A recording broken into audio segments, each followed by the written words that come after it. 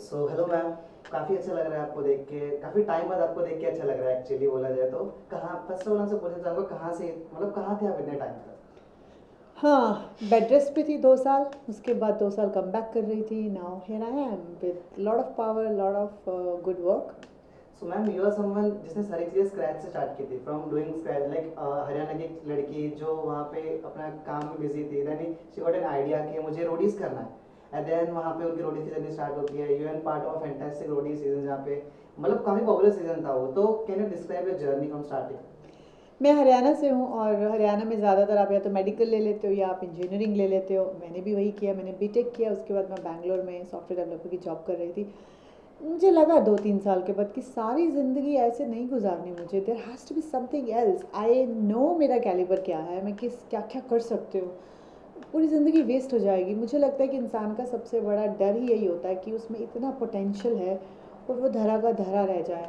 Death bed पे मुझे आके रिग्रेट नहीं करना था। देन रोडीज़ का कीड़ा था। मुझे लगा क्यों ना यहाँ से शुरू किया जाए, एक एक करके सपने पूरे करेंगे। मैंने रोडीज़ के ऑडिशंस चालू किए और 4 साल लगे, बट मैंने किया और जीत लिया। उसके साथ साथ मुझे फ़िटनेस में काफ़ी इंटरेस्ट आ गया था। अब मुझे ये था कि मुझे स्टेज पे जाना भी अच्छा लगता है, मुझे फ़िटनेस भी पसंद है। इन दोनों का कोई कॉम्बिनेशन है क्या? तो मैंने इसको सर्च किया कि कॉम्पिटिशन्स होते हैं बॉडी बिल्डिंग के, तो मुझे वो भी करने हैं, और अगर करने हैं तो मुझे वो भी जीतने हैं। सो आई एम दैट कि ये कर लिया, अच्छा ठीक है, डन एंड डस्टेड। ये भी कर लिया, डन एंड डस्टेड। मैं तीसरा करियर चुनने ही वाली थी कि मेरा एक्सीडेंट हो गया। पर फिर पता चला कि वो एक्सीडेंट अपने आप में एक बहुत बड़ा टास्क बन गया कि मेरी गर्दन टूट गई, डॉक्टर ने गिव अप कर दिया कि ये तो ख़त्म हो चुका है। उससे निकलना भी एक रियल लाइफ रॉडी गेम खेल कर आई हूँ मैं। सो जो एक्सीडेंट के बाद 2.5 साल मुझे वापस आने में लगे, that was also like a task, right. लेकिन उससे एक चीज़ सीखी मैंने, और वो ही मुझे एक्टिंग में लेकर आई। इतने सारे इमोशंस जो आपको डेथ बेड पर देखने को मिलते हैं ना, when you just lying down, आप गर्दन नहीं मोड़ सकते हो, बहुत नेगेटिव हो, सब कुछ खो चुका है आपका और आप बस सीलिंग फैन देख रहे हो। इतने सारे जो थॉट्स होते हैं उसको आप कन्वे कैसे करोगे? लोग मर जाते हैं, लोग सुसाइड कर लेते हैं, क्योंकि so much of thoughts come to your mind, क्योंकि सब कुछ जा चुका है। आप स्टार्ट भी करोगे तो कैसे करोगे? वो सारे थॉट्स को मैंने कलेक्ट किया और मैंने लिखना शुरू किया, और तब I became a writer. And धीरे धीरे मैंने ऑडिशंस देने स्टार्ट किए। मुझे समझ में आया कि एक्टिंग इज़ द थिंग जहाँ पे मैं अपने सारे इमोशंस को कन्वे कर सकती हूँ। कुछ लोग एक्टिंग थिएटर से सीख कर आते हैं, कुछ लोग पढ़ कर आते हैं। मुझे शायद एक्टिंग लाइफ एक्सपीरियंसेस से आया, and that's why third career. और यहाँ पे ख़त्म नहीं होने वाले मेरे सपने जो इतने सारे हैं। I see myself as a business woman, maybe politics, maybe I don't know. It's just that जो मैं करने वाली हूँ, I want to do the best way. So जिस सीजन के आप पार्ट थे, it was like very successful season of that Roadie. उसके बाद अभी तक इतना सक्सेसफुल रहा नहीं है, एंड देन जो भी कॉम्पिटिशन थे वहाँ पे काफ़ी टफ थे। प्रियांक था, बसीर थे, बट विनिंग उनको हरा के जीतना for gang Neha, how does that feel? मेरे सीज़न में सिर्फ लड़के ही नहीं, लड़कियां भी बहुत स्ट्रांग थी। और मुझे याद है जब मेरा सिलेक्शन हुआ था, एक एक बंदा, my God, everybody was so good. और डीप डाउन डर भी था कि कैसे चलेगा। मैं सही बताऊं तो 35 दिन की जर्नी होती है, कुछ 15-20 दिन के बाद मेरी तो फट गई थी कि ये कैसे चलेगा, ये तो हो नहीं पा रहा है। मुझे पॉलिटिक्स नहीं आती है, मेरे को खेलना नहीं आता है। मैंने वहाँ पहली बार देखा था, क्योंकि मैं एंटरटेनमेंट इंडस्ट्री से थी ही नहीं। मैंने पहली बार देखा कि कैमरा के आगे कुछ और बिहेव करते हैं, कैमरा बंद होने के बाद कुछ और बिहेव करते हैं। ये चल क्या रहा है? अब मैं उन लोगों को समझूँ या गेम को समझूँ या गेम को जीतूँ? पर फिर मैंने देखा कि 15-20 दिन के बाद मुझे लगा ये क्या करना है, ये क्वेश्चन ही नहीं है, सब कुछ करना पड़ेगा, जीतना है तो करना तो पड़ेगा। उस दिन से मुझे याद है मेरे टास्क बहुत ही चेंज आ गया था टास्क पे। मैंने क्वार्टर फिनाले भी जीता, सेमी फिनाले भी जीता, फिनाले भी जीता, फाड़ फाड़ के जीता।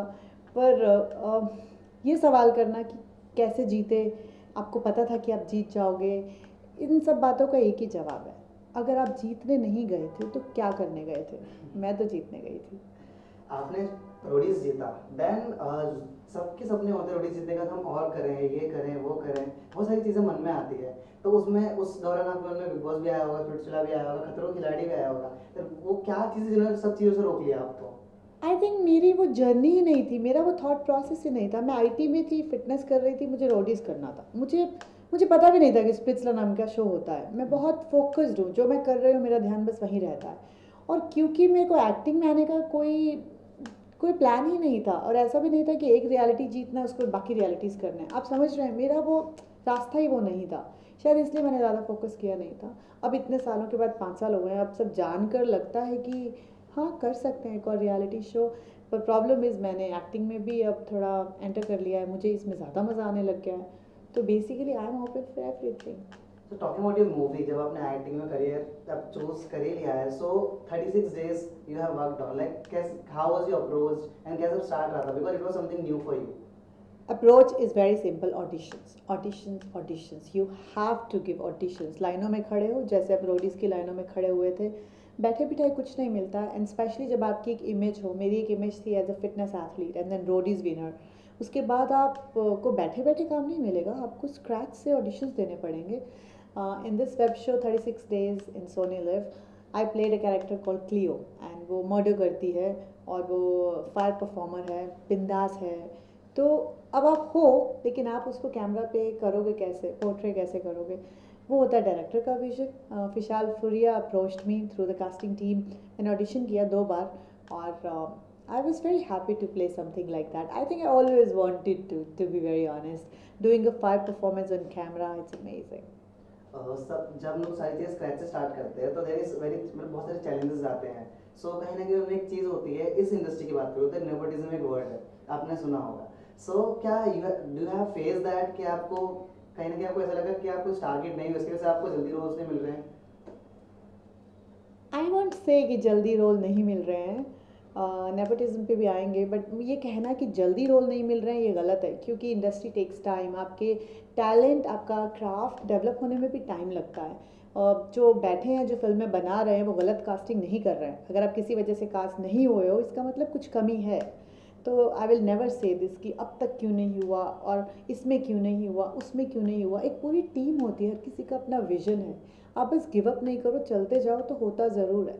और दूसरी बात रही नेपोटिज्म की, नेपोटिज्म किस इंडस्ट्री में नहीं है आप ये बताइए। अगर किसी के माँ बाप का बिजनेस है तो सबसे पहले उस पर हक बच्चों का ही तो होता है, और आप टैलेंटेड हैं अगर, तो आप पा ही लेंगे वो रोल। टाइम ज़्यादा लगेगा, मेहनत ज़्यादा करनी पड़ेगी, प्रूव ज़्यादा करना पड़ेगा। जस्ट बिकॉज बाकियों को ईजी मिल रहा है कैरेक्टर, आप उनको बुरा नहीं बोल सकते।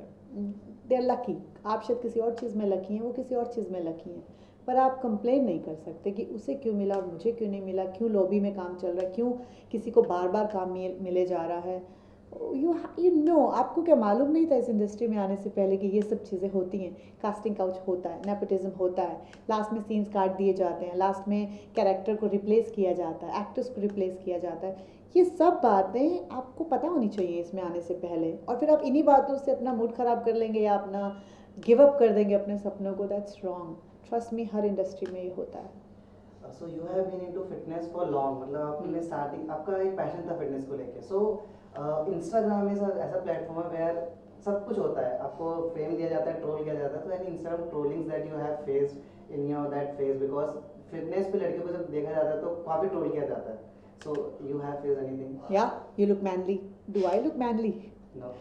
सो इट्स जस्ट अ मिथ। अब क्या करोगे, जो इंसान खुद कभी जिम नहीं गया उसके लिए ईजी है ना इंस्टाग्राम पे बैठ के पीछे सिर्फ लिखना माई गॉड यू हैव मसल्स, तुम मैनली दिखते हो, बिकॉज उन्होंने मसल सिर्फ लड़कों की बॉडी पे देखा है, यू नो। और अब लड़की थोड़ी सी भी फिट हो, श्रेडिड हो और प्रॉपर शेप में हो, उन्हें लगता है ये एक्सेप्टेबल नहीं है। उनके दिमाग में एक लड़की है ही सॉफ्ट बॉडी, वो बेचारे क्या करें। सो बुरा मानने के बजाय यू शुड पिटी देम कि उन्हें पता ही नहीं है, आई सी इट दैट वे, कि इसे पता ही नहीं है। So then it becomes easy. मुझे मुझे बिल्कुल फ़र्क नहीं पड़ता कौन क्या बोल रहा है, not even a bit honestly. So trolling doesn't affect me.